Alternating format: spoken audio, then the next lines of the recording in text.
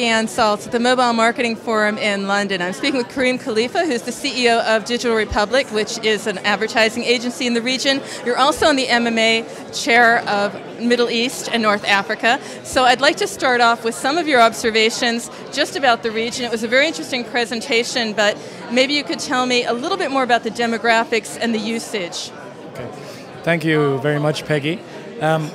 Well, as I mentioned earlier, we have a very large, very young population in the Middle East, and so the age factor is a particular demographic that is driving mobile usage in many different innovative ways. And one of those ways that we've all seen in the Arab Spring recently is in driving social change.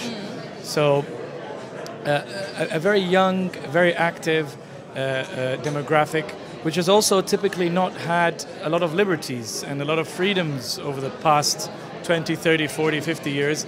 And so these new communication tools that are available to them now, which are allowing them to express themselves in new, innovative ways between them, between their friends, their families, people outside of the region, is really pushing that whole mobile industry forward. So I mean, it's a great thing you say. It's, you know, it's unique. It's you. It's very social. What can you tell me about the kinds of channels within mobile? So we have, we have text, we have SMS, we have MMS, we have the apps. What formats or what channels within mobile would be most effective in the region? So messaging until today is really remained king. I mean, SMS is king. We've been saying that, and we continue to say that for the time being. And not just pure SMS messaging, but there are other forms of messaging, such as a product which was also mentioned here today called Please Call Me, which is like also a kind of USSD type messaging product, which are now being used to add advertisements within them. So messaging remains key. Other than messaging, we see a huge rise in smartphone and app downloads. So the typical smartphone user in the Middle East has over 20 apps on their handset. There is a demographic within the Middle East that is a high net worth demographic, and that's particularly in the GCC countries, where you're having over 1 or 2 handset smartphones per person. App usage is high. The question is, are these local Arabic apps or not? And I think that's an area where we need to grow further. There are lots of good, exciting Arabic apps available, but nowhere near the amount of global apps, non-Arabic apps that are currently available. So I think when that market also starts to drive further forward, even those apps will start to increase. You've got messaging being key. You've got applications majorly on the rise, with a huge number of smartphone penetration now, and increasingly so. And when I say smartphone, I also mean Nokia. Nokia is one of the major, well, actually the #1 handset out there today. But that's smartphone and Nokia's as well. So you really have a push there. Additionally, communication tools are extremely big. So the emailing, the chatting, the BBMing, those types of communications are major trends in the smartphone penetration.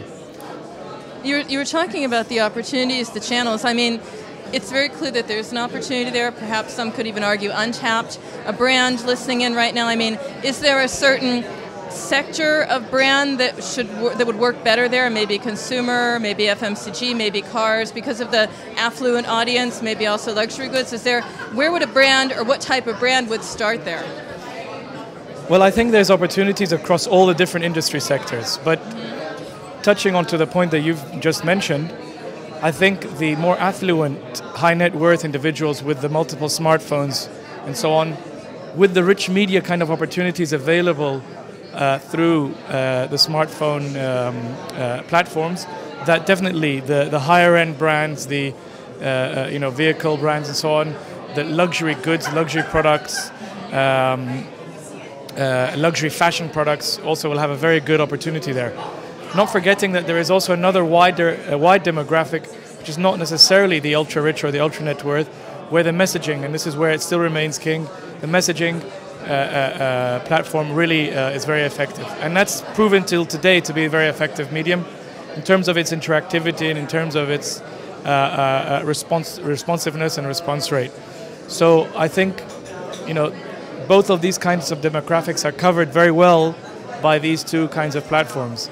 I think the opportunity really, really is untapped. I feel that we have all the ingredients in place from a mobile penetration perspective, from a high-end applications and mobile smartphone perspective, from a very young demographic that is living with their phones in completely different ways than ever before, not just in the region but globally, as we saw with the Arab Spring.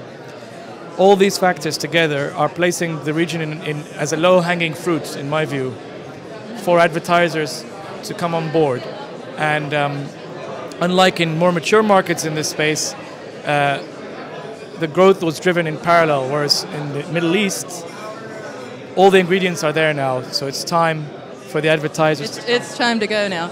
So it's really an opportunity, as you said, in messaging. I'm just curious, just a very quick question. What can you share about the numbers, like response rates? If you're saying that they're engaged in these messaging campaigns, what's the interaction, the response rate, or the end result? Well, I think as was mentioned here, and by the way, Turkey is a very good example, which one could say is a very similar market to the Middle East.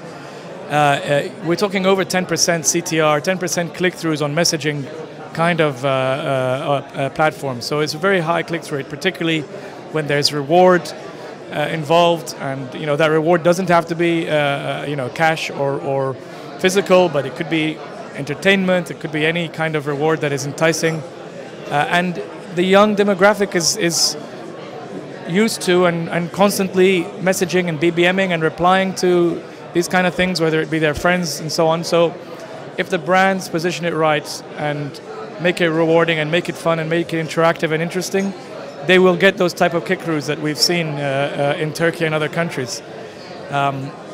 So the opportunity is there. We need the operators to now seriously come on board and push this forward. That's been lacking.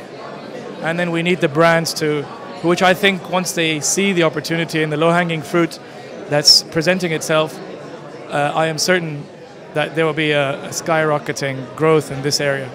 And of course, Tarek, you are an ad agency leading in the area. They need guidelines. They know where to come. Yes, of course. I mean, we as an ad agency, we drive the online and the mobile advertising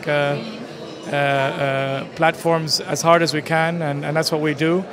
And we've gained experience over the last couple of years as Digital Republic doing this. So we're trying our best to drive the industry forward. Well, thank you, Tarek. Thank you for your time. At the MMA Forum in London, I'm Peggy Anne Salz.